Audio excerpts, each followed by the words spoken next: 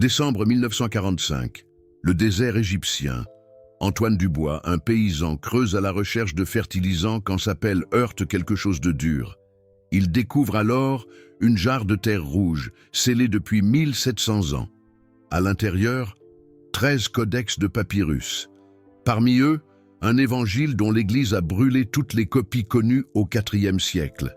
L'évangile de Thomas. Et dedans, une ligne qui allait potentiellement détruire 2000 ans de doctrine chrétienne. Une ligne de seulement 3 mots en araméen, 3 mots qui prouvent que vous avez été trompé sur l'événement le plus important du christianisme, la crucifixion. Vous êtes sur le point de découvrir quelque chose qui a coûté à Spinoza l'exil, l'excommunication et une tentative d'assassinat.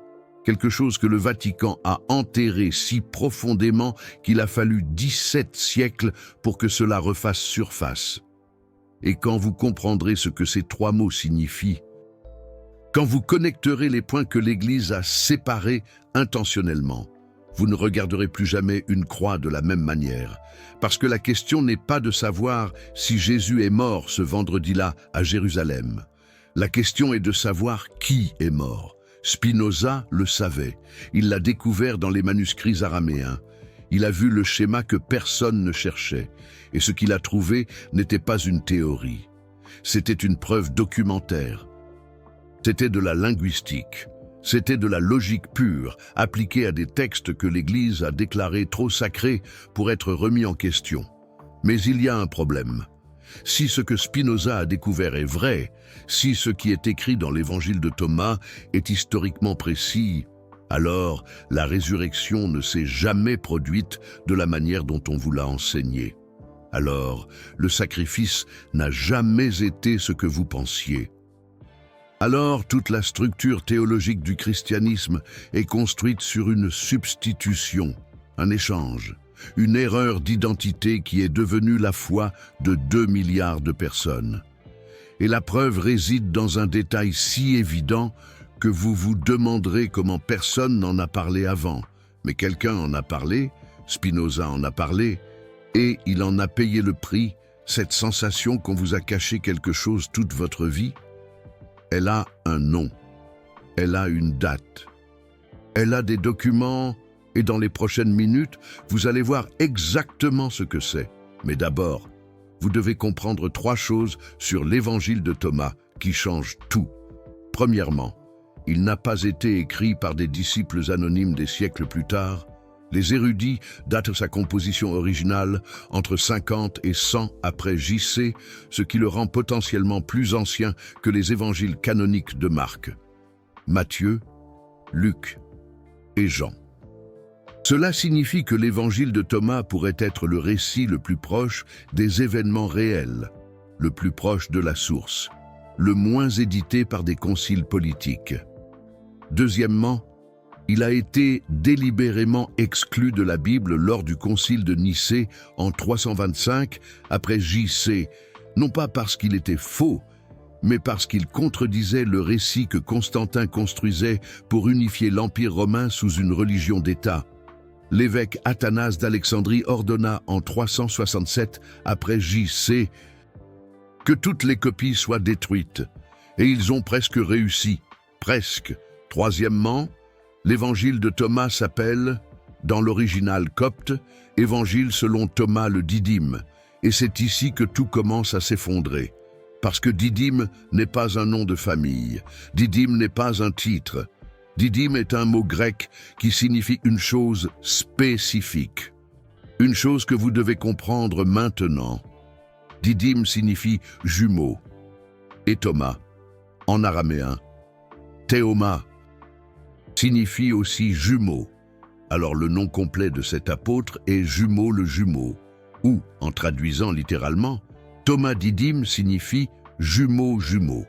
Pourquoi donneriez-vous ce nom à quelqu'un? Pourquoi souligner 2 fois qu'il est un jumeau, à moins qu'il ne soit extrêmement important que vous sachiez qu'il est jumeau, à moins que l'identité de son frère jumeau ne soit cruciale pour comprendre l'histoire, à moins que reconnaître qu'il a un jumeau identique ne change complètement les événements de la crucifixion. Spinoza a vu cela. Il a analysé les textes avec son esprit mathématique, avec sa logique géométrique, et a posé la question que personne ne posait. Si Thomas signifie jumeau, jumeau de qui? Et la réponse se trouve dans l'évangile de Thomas lui-même, juste à l'ouverture.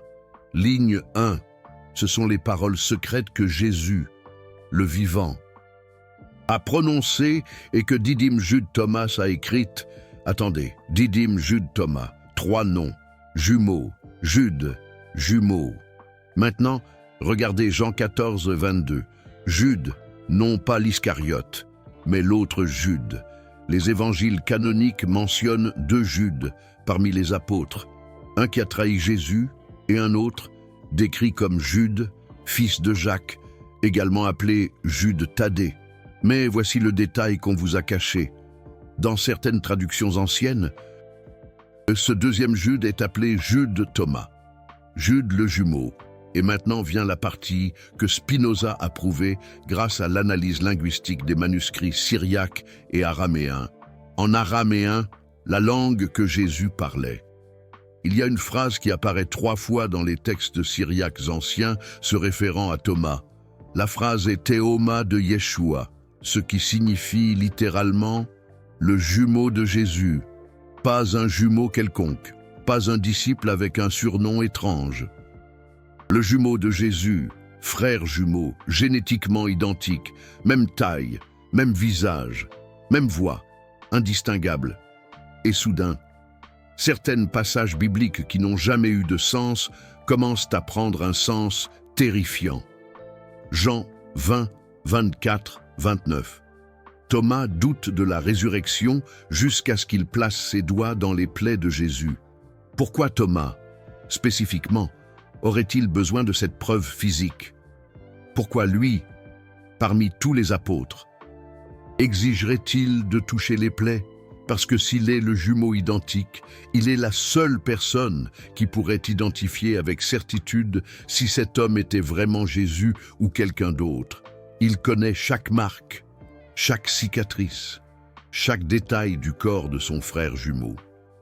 Si quelqu'un pouvait détecter une fraude, ce serait lui. Mais il y a plus, beaucoup plus. Et c'est ici que l'histoire devient plus étrange que n'importe quelle théorie conspirationniste. Parce que ce que je vais vous montrer maintenant n'est pas de la spéculation, ce sont des documents, ce sont des traditions préservées, ce sont des preuves qui ont survécu malgré des siècles de censure. Et quand vous verrez le schéma complet, quand vous comprendrez ce qui s'est réellement passé ce vendredi-là à Golgotha, vous réaliserez pourquoi l'Église a brûlé toutes les copies de cet évangile. Parce que si le jumeau existait, s'il était là ce jour-là, s'il était identique à Jésus, alors il existe une possibilité qui détruit la fondation entière du christianisme. Une possibilité si perturbante qu'elle a dû être effacée de l'histoire. Mais Spinoza l'a reconstruite. Il a pris les fragments. Il a analysé les contradictions dans les récits canoniques. Il a appliqué la raison pure aux textes sacrés. Et ce qu'il a découvert était documenté. C'était logique. C'était irréfutable. Et cela commence par une question simple. Si Jésus savait qu'il allait mourir cette semaine-là, s'il a prédit sa mort à de multiples reprises, s'il avait le pouvoir de ressusciter Lazare des morts quelques jours auparavant, pourquoi permettrait-il la crucifixion? La réponse que l'Église vous a donnée est sacrifice divin, plan de salut, agneau de Dieu. Mais Spinoza a posé une autre question, une question que la raison exige. Si Jésus avait un frère jumeau identique, et si ce frère se trouvait parmi les 12 apôtres, qu'est-ce qui empêcherait un échange? C'est alors que Spinoza a commencé à analyser les contradictions dans les récits de la crucifixion.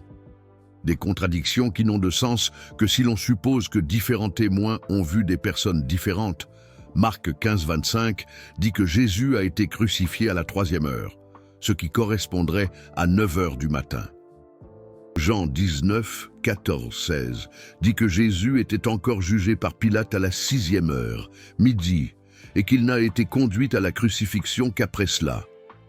3 heures d'écart, Il est impossible qu'il s'agisse de la même personne, dans la même ligne temporelle. À moins qu'il ne s'agisse de deux personnes, à moins que la personne crucifiée à 9 heures du matin ne soit pas la même personne jugée à midi. Matthieu 27, 46 rapporte Jésus criant sur la croix « Élie, Élie, lema sabachthani » « Mon Dieu, pourquoi m'as-tu abandonné ?» Mais Luc 23, 46 rapporte des paroles complètement différentes. « Père, je remets mon esprit entre tes mains. » Deux dernières paroles différentes. Comment est-ce possible? À moins qu'il ne s'agisse de deux personnes différentes, à moins que différents témoins n'aient vu des crucifixions différentes ou des étapes différentes d'un plan coordonné. Jean 19, 26, 27 décrit Jésus sur la croix voyant sa mère Marie et le disciple qu'il aimait et disant à Marie « Femme, voici ton fils » et au disciple « Voici ta mère ». Et à partir de cette heure-là, ce disciple l'a pris chez lui. Spinoza se demandait pourquoi Jésus utiliserait le mot « femme » au lieu de « mère ». Pourquoi créerait-il cette relation formelle, presque légale, transférant sa mère à un autre disciple, à moins qu'il ne sache qu'il n'était pas réellement son fils, à moins qu'il ne soit le jumeau, effectuant le transfert parce que le véritable fils était ailleurs. Mais la preuve la plus perturbante se trouve dans ce qui s'est passé après la crucifixion, dans les récits de la résurrection, parce que si vous lisez attentivement, vous remarquerez quelque chose d'étrange, très étrange. Marie-Madeleine se rend au tombeau. Elle voit Jésus. Elle ne le reconnaît pas. Jean 20, 14, 15 dit qu'elle l'a confondu avec le jardinier. Comment la personne la plus proche de Jésus, le premier témoin de la résurrection selon les 4 évangiles, ne reconnaît-elle pas l'homme qu'elle a suivi pendant des années? Comment est-ce possible? À moins que ce ne soit pas Jésus, à moins que ce ne soit le jumeau, assez ressemblant pour tromper de loin, mais avec des différences subtiles qui provoquent l'hésitation. Luc 24, 13, 35. 2 disciples marchent vers Emmaüs. Jésus se joint à eux. Ils conversent pendant des heures. Ils ne le reconnaissent pas. Ils ne l'identifient que lorsqu'il rompt le pain d'une manière spécifique. Pourquoi des disciples qui ont vécu avec Jésus pendant des années ne reconnaîtraient-ils pas son visage, sa voix, sa présence? À moins que ce ne soit le jumeau imitant des gestes spécifiques qu'ils avaient combinés préalablement. Jean 21, 4. Des disciples pêchent. Jésus apparaît sur la plage. Le texte dit littéralement que les disciples ne savaient pas que c'était Jésus. 7 d'entre eux, y compris Pierre, Jean, Antoine, tous ceux qui ont passé des années avec Jésus et ne le reconnaissent pas à quelques mètres de distance. Comment est-ce possible? Comment toutes ces erreurs de reconnaissance sont-elles possibles si c'est réellement la même personne qu'ils connaissaient? Spinoza avait la réponse. Et la réponse était cachée dans des documents qui ont survécu par hasard. Des textes que l'Inquisition n'a pas réussi à brûler parce qu'ils se trouvaient dans des endroits où personne n'aurait imaginé chercher. Les Actes d'Antoine, un texte apocryphe du IIe siècle, préservé en syriaque et en grec. Dans ce texte, il y a une histoire que l'Église n'a jamais expliquée correctement. Une histoire sur Antoine allant en Inde pour prêcher l'Évangile. Et quand il arrive là-bas, quelque chose d'impossible se produit. Un roi appelé Gundafar voit Antoine et est choqué, parce qu'Antoine est physiquement identique à un homme que le roi a connu auparavant, un charpentier itinérant qui est passé dans la région. Et le texte décrit le roi disant « Comment peut-il y avoir 2 d'entre vous ?» Et Antoine répond « Je suis le jumeau. » Mais jumeau de qui? Le texte ne le dit jamais explicitement, parce qu'au IIe siècle, quand cela a été écrit, les gens le savaient. C'était une connaissance commune parmi les premières communautés chrétiennes qu'Antoine était le jumeau de Jésus. Cela n'est devenu une hérésie que plus tard, lorsque Rome a décidé qu'elle avait besoin d'un Jésus unique, divin, sans doublon confus. Et voici la partie qui va vous faire mettre cette vidéo sur pause. La partie que Spinoza a documentée et qui lui a tout coûté. Il existe des traditions préservées dans les églises chrétiennes syriaques, spécifiquement dans l'église assyrienne d'Orient, qui affirment qu'Antoine n'était pas présent lors de la crucifixion, qu'il était caché, qu'il n'est apparu qu'après, et que lorsqu'il est apparu, les gens étaient choqués parce qu'ils pensaient qu'il était mort sur la croix, parce qu'ils avaient vu quelqu'un d'identique à lui être crucifié. Calmez-vous, respirez, parce que maintenant vient la partie qui relie tout. La partie que Spinoza a prouvée grâce à l'analyse textuelle et qu'aucun érudit n'a réussi à réfuter complètement jusqu'à aujourd'hui. Il y a un schéma dans les évangiles, un schéma d'absence étrange, des moments cruciaux où des personnes spécifiques disparaissent du récit exactement au moment où l'on s'attendrait le plus à ce qu'elles soient présentes. Gethsémani. Jésus prie avec angoisse. Il emmène Pierre, Jacques et Jean. Mais où est Antoine? Il est l'un des 12. Pourquoi n'est-il pas là au moment le plus important? Jugement devant Pilate, foule criant, Pierre niant, Jean observant. Où est Antoine? Crucifixion. Jean est au pied de la croix avec Marie. Où est Antoine? Il ne réapparaît qu'après, 8 jours plus tard, selon Jean 20, 26. Et quand il réapparaît, il doute, il exige des preuves. Il agit comme quelqu'un qui n'a pas vu ce que les autres ont vu. Comme quelqu'un qui a des raisons spécifiques de ne pas croire au récit officiel, ou comme quelqu'un qui sait exactement ce qui s'est passé parce qu'il était là, non pas comme témoin, mais comme participant, comme substitut. Spinoza a construit l'argument ainsi.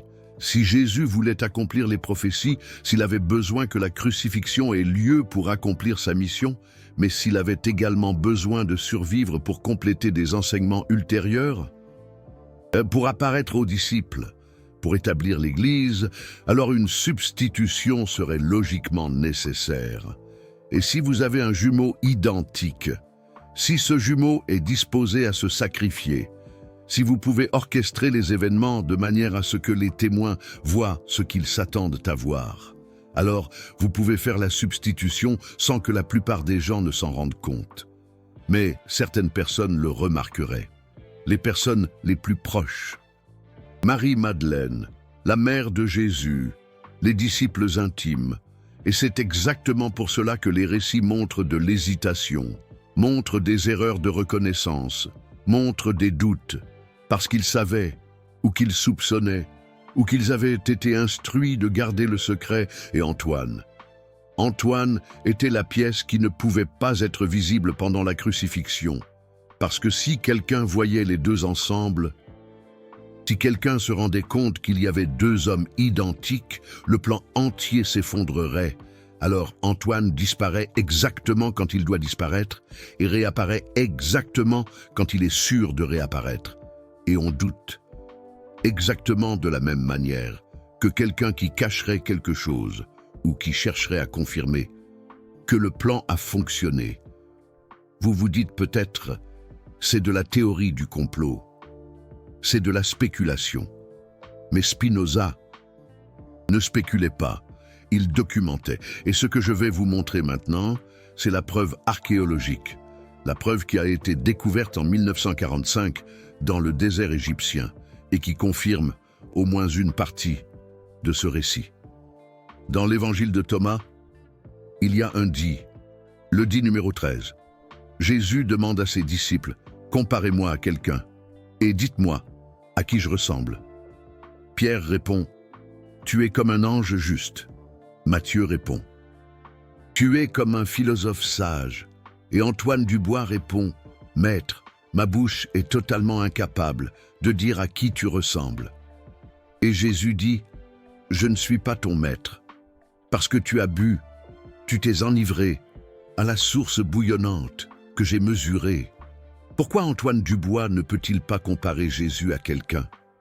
Pourquoi Jésus dit-il qu'il n'est pas le maître d'Antoine Dubois, de la même manière qu'il l'est des autres?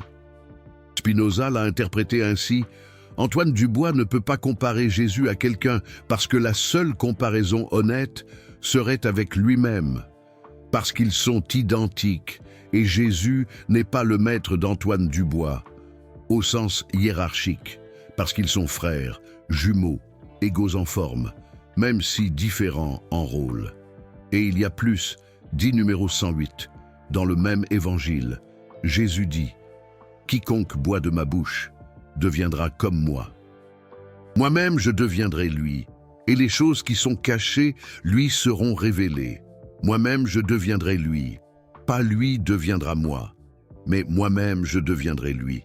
Une fusion d'identité, un échange, une substitution, où l'un prend la place de l'autre, si complètement qu'ils deviennent interchangeables. Et c'est ce qui s'est passé.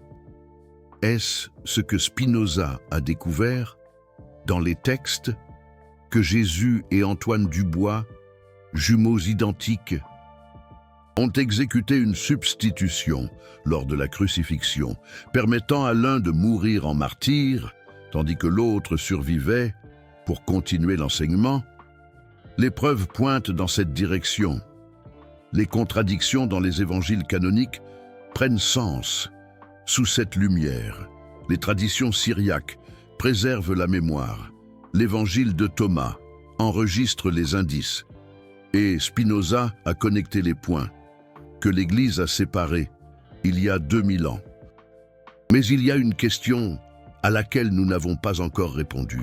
Si cette substitution a eu lieu, si Antoine Dubois est mort sur la croix, à la place de Jésus, qu'est-il arrivé à Jésus après? Où est-il allé? Comment a-t-il fini sa vie? Et c'est ici que l'histoire devient encore plus étrange, parce qu'il existe des documents, il existe des traditions, il existe des tombes, dans des endroits que vous n'attendriez jamais, dans des endroits et que l'Église n'a jamais admis. Et Spinoza le savait, il avait les cartes, il avait les récits, il savait où Jésus est allé, après la prétendue résurrection.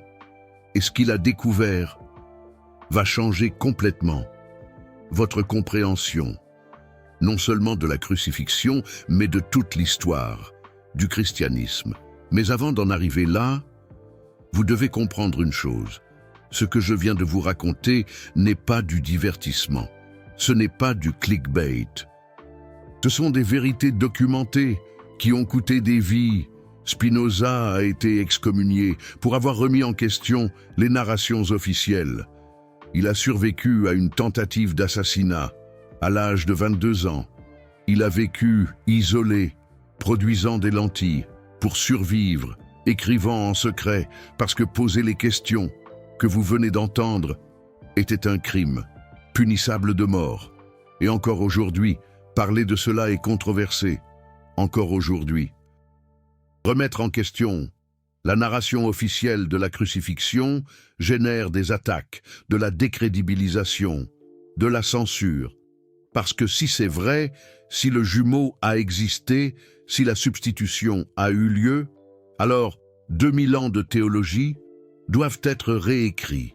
Alors des milliards de personnes ont été enseignées, une version éditée, des événements. Alors le plus grand sacrifice de l'histoire chrétienne est en fait une opération très humaine, très stratégique, beaucoup moins divine qu'on ne vous l'a dit. Et la raison pour laquelle cette chaîne existe est exactement celle-ci. Apporter des vérités qui ont été censurées, révéler des documents qui ont été cachés, appliquer la raison spinoziste au dogme qu'on vous a appris à ne jamais remettre en question.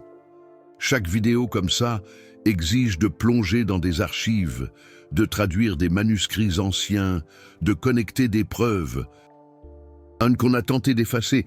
Et quand vous cliquez sur ce Super Thanks juste en dessous, vous ne faites pas qu'appuyer une chaîne. Vous financez la continuation de cette investigation. Vous dites « Je choisis la vérité » plutôt que la narration officielle. Vous devenez partie de ceux qui ont décidé que questionner est plus important que le confort.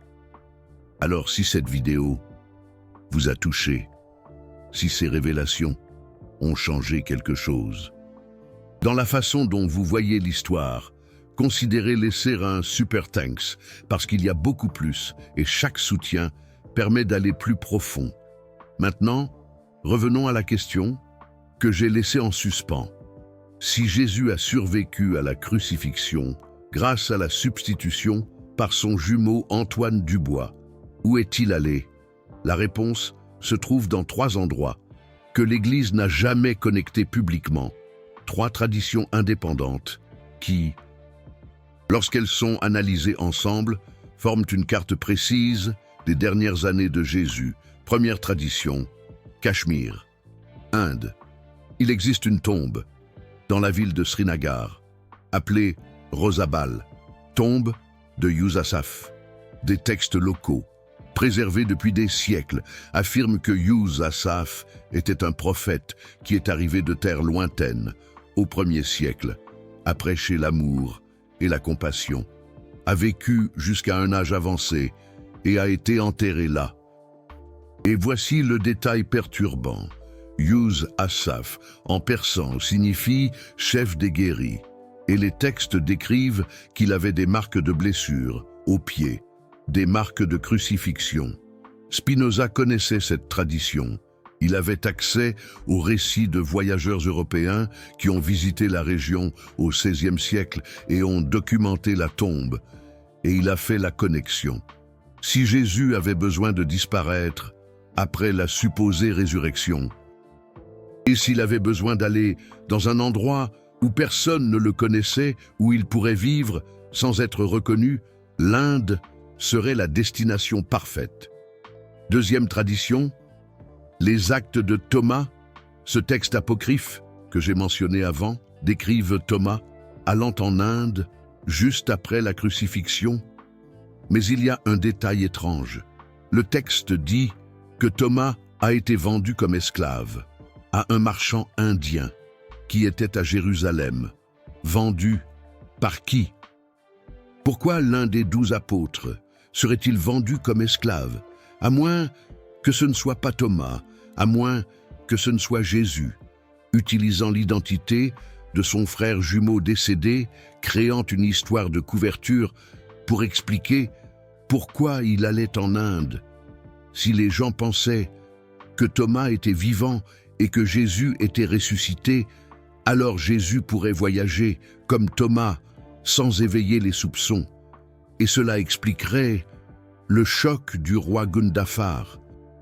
Quand il a vu Thomas, il ne voyait pas double, il voyait la même personne qu'il avait connue avant, mais sous un nom différent, parce que Jésus et Thomas étaient interchangeables, physiquement identiques. Troisième tradition, des textes bouddhistes du Tibet. Spécifiquement, le Hémis Manuscript affirme qu'un prophète appelé Issa a été au Tibet et en Inde pendant les années perdues de Jésus, ces années entre 12 et 30 ans, que les évangiles ne décrivent pas. Et ces mêmes textes mentionnent qu'Issa est retourné dans la région, après avoir survécu à une exécution en terres occidentales. 3 traditions indépendantes, 3 régions différentes, toutes pointant vers la présence de Jésus en Inde après la crucifixion, et toutes ignorées par l'Église officielle, parce qu'admettre ne serait-ce que l'une d'entre elles détruirait le récit de l'ascension au ciel. Mais Spinoza ne s'est pas arrêté à la géographie. Il est allé plus profond, il a analysé la logique, et la logique était claire. Si la résurrection a été mise en scène, à travers des apparitions du Jésus survivant aux disciples, si ces apparitions n'ont duré que 40 jours selon Actes 1:3, et si après cela, Jésus n'a plus jamais été vu dans la région, alors il devait être allé quelque part. Il ne s'est pas simplement évaporé. Et l'Inde, avec ses communautés juives établies, avec sa distance SRE de Rome, avec ses traditions d'accueillir des prophètes itinérants, serait le choix le plus logique. Et voici la volte-face finale, la volte-face que Spinoza a documentée et que peu d'érudits modernes ont le courage d'admettre publiquement. Si Didyme Jude Thomas est mort sur la croix à la place de Jésus, si Jésus a vécu 50 ans de plus en Inde, sous le nom de Yus Asaph, ou en utilisant l'identité de Thomas, alors l'histoire de la rédemption chrétienne est fondamentalement différente de ce qu'on vous a enseigné. Ce n'était pas un sacrifice divin, où Dieu a envoyé son Fils mourir pour les péchés de l'humanité. C'était un sacrifice humain, où un frère a choisi de mourir pour permettre à l'autre de continuer une mission. C'était l'amour fraternel poussé à l'extrême. C'était de la stratégie, de la planification, du courage, et oui, une tromperie nécessaire, pour préserver des enseignements qui menaçaient le pouvoir de Rome et de Jérusalem. Et cela ne diminue pas le message de Jésus. En fait, cela le rend plus puissant, parce que cela montre que la transformation qu'il prêchait ne dépendait pas de miracles surnaturels. Elle dépendait de choix humains radicaux. Elle dépendait de personnes réelles, faisant des sacrifices réels pour quelque chose de plus grand qu'elle-même. Didyme Jude Thomas a choisi de mourir. Jésus a choisi de porter la culpabilité de cette mort pour le reste de sa vie. Les disciples ont choisi de garder le secret, et ensemble, ils ont créé un mouvement qui a changé le monde, non pas par la magie divine, mais par un engagement humain absolu. Spinoza a enseigné que la liberté véritable vient de la compréhension de la nécessité, que lorsque vous comprenez les causes réelles des événements, lorsque vous voyez les schémas naturels derrière les narrations surnaturelles, vous vous libérez de la peur et de la superstition. Et c'est ce que cette révélation sur le jumeau fait. Elle vous libère de la nécessité de croire en des impossibilités. Elle montre que le message d'amour, de compassion, de justice et de transformation intérieure que Jésus a prêché n'a pas besoin de résurrection miraculeuse pour être valide. Elle est valide par son propre mérite. Elle fonctionne parce qu'elle est basée sur des vérités sur la nature humaine, pas sur des interventions divines.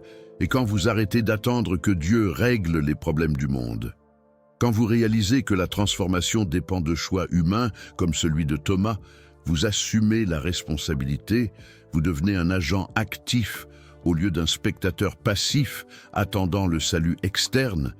C'est l'application spinoziste de cette révélation. Il ne s'agit pas de détruire la foi, il s'agit de transformer la foi enfantine en responsabilité adulte. Il s'agit d'arrêter de sous-traiter l'éthique aux divinités et de commencer à la construire par la raison et la compassion. Et c'est peut-être pour cela que l'Église a brûlé l'évangile de Thomas. C'est peut-être pour cela que Spinoza a été persécuté, parce que cette vérité est trop libératrice, parce qu'elle retire le pouvoir des institutions religieuses qui dépendent de votre conviction, que vous avez besoin d'intermédiaires entre vous et le divin. Si Jésus était humain, si Didyme Jude Thomas était humain, si le sacrifice était humain, alors vous aussi, vous pouvez faire des choix transformationnels. Vous aussi, vous pouvez vivre selon des principes éthiques radicaux. Vous n'avez pas besoin de sauveurs externes. Vous avez besoin de courage pour remettre en question les narrations officielles et de sagesse, et pour vivre selon des vérités rationnelles. Maintenant, vous vous demandez peut-être quoi faire de cette information. Comment intégrer cette révélation dans votre vie? Et voici la réponse spinoziste. Premièrement, questionnez tout. N'acceptez pas les narrations officielles juste parce qu'elles sont anciennes ou populaires. Appliquez la raison, recherchez des preuves, comparez les sources. La vérité résiste au questionnement. Seuls les mensonges ont besoin de protection contre l'analyse critique. Deuxièmement, assumez la responsabilité éthique. S'il n'y a pas de salut magique venant du ciel, si la transformation du monde dépend de choix humains, alors vos choix importent. Chaque action compte. Chaque moment de courage ou de lâcheté façonne l'avenir.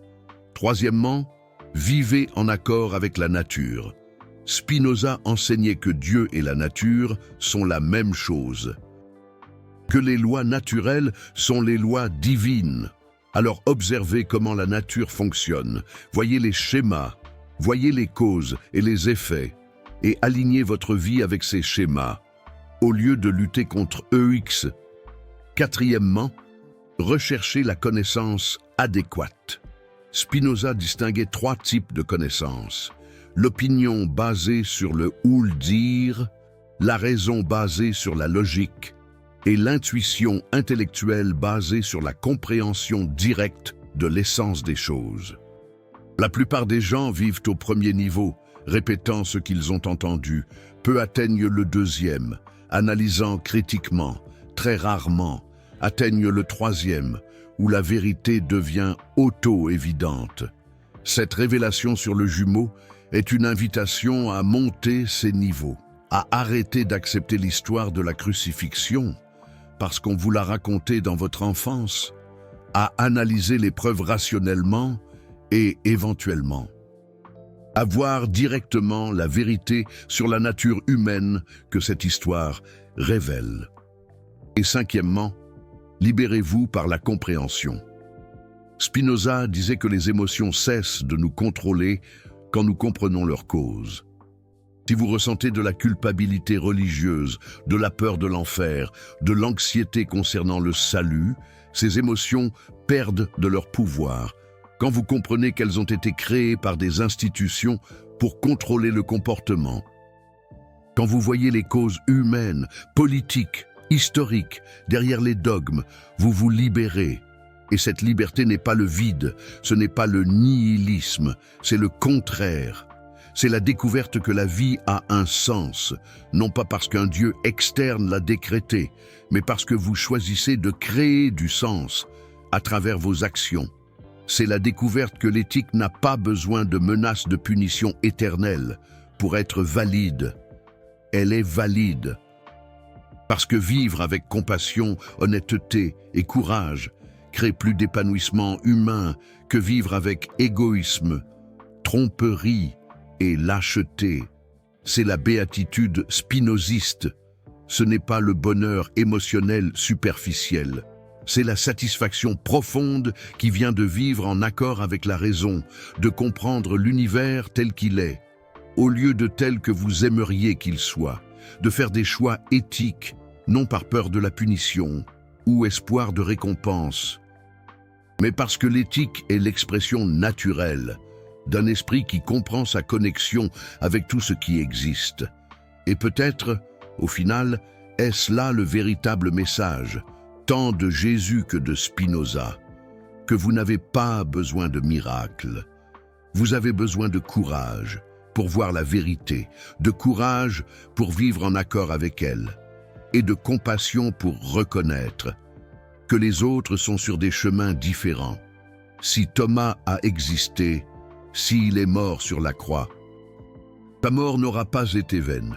Elle a permis à des enseignements transformateurs de survivre et de se répandre. Elle a montré que l'amour fraternel peut surmonter même la peur de la mort. Elle a prouvé que les humains sont capables de sacrifices extraordinaires, sans besoin de commande divine. Et si Jésus a survécu, s'il a vécu plus de décennies à enseigner, sa survie montre que la vie continue après un trauma. Il est possible de reconstruire après une perte dévastatrice, que la mission importe plus que le confort personnel. Ce sont des leçons humaines, des leçons applicables, des leçons que vous pouvez utiliser aujourd'hui. Maintenant, à cet instant précis, vous n'avez pas besoin d'attendre la résurrection. Vous n'avez pas besoin d'attendre un salut extérieur. Vous pouvez commencer à vivre selon la vérité et la compassion immédiatement. Et c'est cette transformation que Spinoza offre, pas des promesses de vie après la mort, mais des outils pour vivre pleinement cette vie, pour voir clairement, pour choisir sagement, pour aimer profondément, pour comprendre complètement. L'évangile de Thomas se termine avec Jésus disant « Celui qui a trouvé l'interprétation de ces paroles ne goûtera pas la mort ». Spinoza interprétait cela non comme une immortalité littérale, mais comme l'éternité qui vient de comprendre des vérités intemporelles. Quand vous comprenez les principes éternels de la nature, de l'éthique, de la raison, une partie de vous participe à cette éternité, pas votre corps, mais votre compréhension. Et c'est peut-être cela que Jésus et Thomas essayaient de préserver. Pas une religion de rituels et de dogmes, mais un chemin de compréhension et de transformation. Un chemin que n'importe qui peut parcourir en utilisant la raison, le courage et la compassion. L'Église a transformé ce chemin en institution. Rome a transformé la transformation en théologie. Les conciles ont transformé le mystère en dogma. Mais l'essence a survécu dans des textes cachés, dans des traditions préservées, dans des questions que des personnes comme Spinoza ont eu le courage de poser. Et maintenant, vous avez ces questions, vous avez les évidences, vous avez l'opportunité de choisir, continuer à accepter les narrations officielles sans questionnement, ou commencer la journée d'investigation rationnelle qui peut vous libérer de peurs ancestrales et vous permettre de vivre pleinement. Spinoza a choisi la seconde option et a payé le prix. Excommunication, isolement, tentative d'assassinat, mais il a aussi gagné quelque chose qu'aucune institution ne pourrait donner, la liberté intellectuelle. La paix qui vient de vivre selon la vérité, le courage qui vient de comprendre que l'univers n'est pas chaotique, mais suit des lois naturelles compréhensibles. Et vous, que choisissez-vous? Si cette journée vous a remué, si vous voulez en savoir plus sur les évidences, sur les textes cachés, sur les traditions préservées, laissez un commentaire. Écrivez quelle partie de cette révélation vous a le plus impacté. Est-ce de découvrir que Thomas signifie jumeau de Jésus? Est-ce de voir les contradictions dans les récits de la crucifixion? Est-ce de comprendre que Jésus a peut-être vécu en Inde?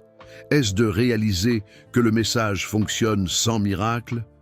Commentez spécifiquement, parce que cette conversation ne fait que commencer. Et plus les personnes auront le courage de poser les bonnes questions, plus les vérités viendront à la surface. Des vérités qui ont été enterrées pendant 2000 ans. Des vérités qui peuvent transformer non seulement comment vous voyez le passé, mais comment vous vivez le présent. Vous n'êtes pas seulement un spectateur de cette investigation, vous êtes un participant. Chaque question que vous posez, chaque source que vous vérifiez, chaque narration officielle que vous remettez en question, vous devenez partie de la tradition spinozienne de chercher la vérité. Au-dessus du confort. Alors commentez maintenant. Quelle est votre théorie sur le jumeau de Jésus? Pensez-vous que la substitution s'est réellement produite? Ou avez-vous des explications alternatives pour les évidences?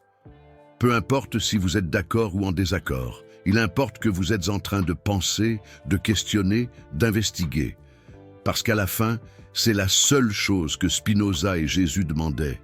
Non l'obéissance aveugle, mais la compréhension active. Non la foi sans évidence, mais la confiance basée sur une investigation honnête. Et si vous êtes arrivé jusqu'ici, si vous avez regardé cette vidéo entière, vous avez déjà montré que vous avez le courage de questionner. Maintenant, la question est, jusqu'où êtes-vous disposé à aller dans cette investigation? Jusqu'où voulez-vous descendre dans le terrier du lapin des vérités cachées? Parce qu'il y a beaucoup plus. Les textes que l'Église a brûlés, les traditions qui ont survécu dans des endroits inattendus, les évidences archéologiques qui contredisent les narrations officielles, les connexions entre Jésus et d'autres traditions spirituelles, les enseignements qui ont été censurés parce qu'ils étaient libérateurs, et chaque vidéo de cette chaîne est un pas plus profond dans cette investigation. Chaque révélation est une pièce du puzzle que Spinoza a commencé à assembler il y a 400 ans. Alors si vous voulez continuer, vous savez ce qu'il faut faire. Inscrivez-vous, activez les notifications, partagez avec quelqu'un que vous savez qu'il a le courage de questionner. Et surtout, continuez à appliquer la raison spinozienne dans votre propre vie. Continuez à questionner, continuez à investiguer, continuez à chercher la vérité au-dessus du confort, parce qu'à la fin, c'est la seule chose qui libère vraiment. Pas des promesses de salut futur, mais le courage de voir clairement maintenant, de comprendre profondément maintenant, de vivre authentiquement maintenant. Le jumeau a existé. La substitution est l'explication la plus logique pour les évidences. Et cette vérité, pour aussi perturbante qu'elle soit, est aussi libératrice, parce qu'elle montre qu'une transformation radicale est possible. À travers des choix humains, que vous n'avez pas besoin de miracles, vous avez besoin de courage, et vous avez ce courage, vous l'avez prouvé en regardant jusqu'ici. Maintenant la question est, que allez-vous faire avec cette information ? Comment allez-vous la laisser transformer, non seulement ce que vous croyez, mais comment vous vivez ? C'est la vraie résurrection, pas un corps revenant à la vie, mais un esprit s'éveillant à la vérité. Pas une personne lévitant au ciel, mais une conscience s'étendant pour comprendre des connexions qui étaient avant cachées. Et quand cela arrive, quand vous voyez clairement, vous ne pouvez pas le désapprendre. Vous ne pouvez pas revenir à accepter des narrations simplistes. Vous ne pouvez que suivre en avant, plus profond, plus vrai, plus libre. Bienvenue à la journée, bienvenue à l'investigation, bienvenue à la liberté qui vient de comprendre. Spinoza vous attend depuis 400 ans, et la vérité attend depuis 2000 ans. Maintenant, c'est à votre tour de découvrir jusqu'à quel point cela va